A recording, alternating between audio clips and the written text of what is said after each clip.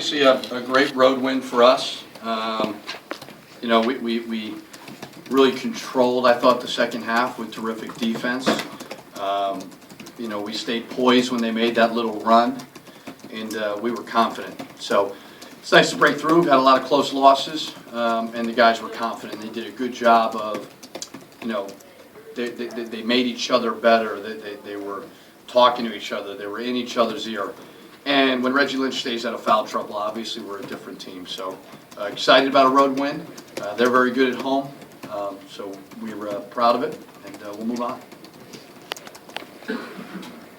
Coach, you know, you've been in so many close games, and you figured this team, you know, obviously with the week off to think about it, and I think they had a players-only meeting and just discussed within the team about things they can do down the stretch to help themselves. They talked about doing the little things. Do you think that kind of helped that the team took it upon themselves to maybe talk about some of those things?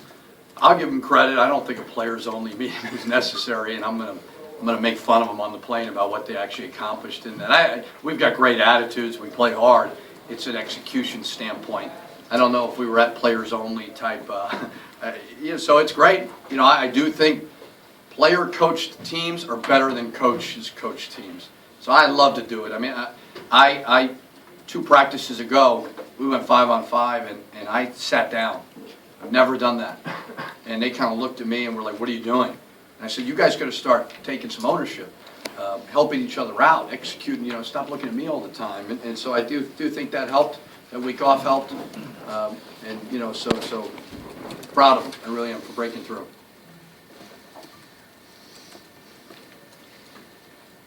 You talked about Reggie Lynch's impact, also Akeem Springs. I mean, these 2 guys, your oldest players, and it seemed like, you know, Akeem in the last 4 games, I want to say, I mean, he gets a sense that, you know, this is it for him, and he's playing that way, sense of urgency. Playing confidently. You know, we thought it'd take some time to adjust a little bit. But, you know, what Akeem does is, if Akeem misses a shot, he stays after and shoots 200 shots.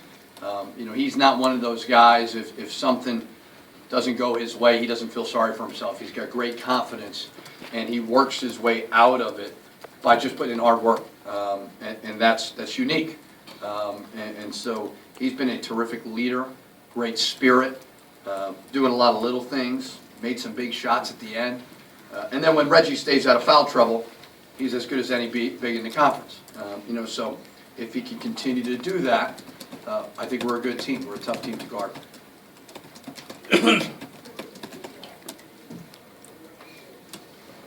Go ahead, Marcus, dive in. Finally in a good mood, so I'll listen to your dumb question. I'll ask a dumb one. You know, everybody's talking about NCAA tournament, probably the next, you know, month or so. You know, as this gets closer and closer to March, you know, when you look at these wins on the road, you have 3 now. You break the losing streak. How important is it to in this last stretch of Big Ten play, build up some momentum and obviously get some confidence going? You know, I think the biggest thing, you know, with our first 9 was we played, I don't know if 1, but we had to be 1 or 2 toughest conference, or toughest schedule in the conference.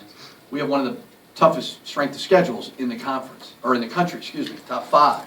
So I told our guys, like, yeah, we squandered some wins that we needed to get, but you erase that by stealing some on the road that are difficult to get. I mean, that's always a very, very tough environment. And they've been very good at home. You know, so we don't talk about NCAA tournament. We want to go. That is the goal. But we just kind of narrow our focus. It's pretty cliche, but that's kind of the way that we operate. And we just kind of, day by day, just try to get better. And our guys have been pretty focused on that. Here in the middle. Coach, what did you want to focus in on in the second half, and what do you attest to your team's little run and spurt that got going? I just told them, I said, guys, we were one of the best defensive teams in the country. You know, DER was top 5, top 6. I think we're at top 20.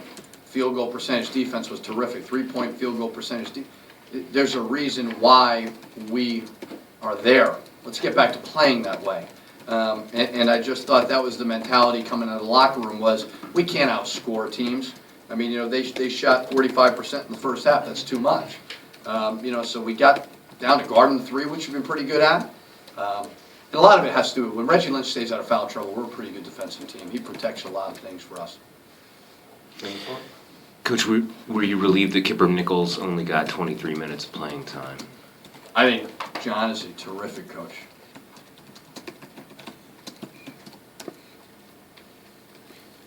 Any other questions for Coach Pitino? All right, thank you, Coach. Thanks.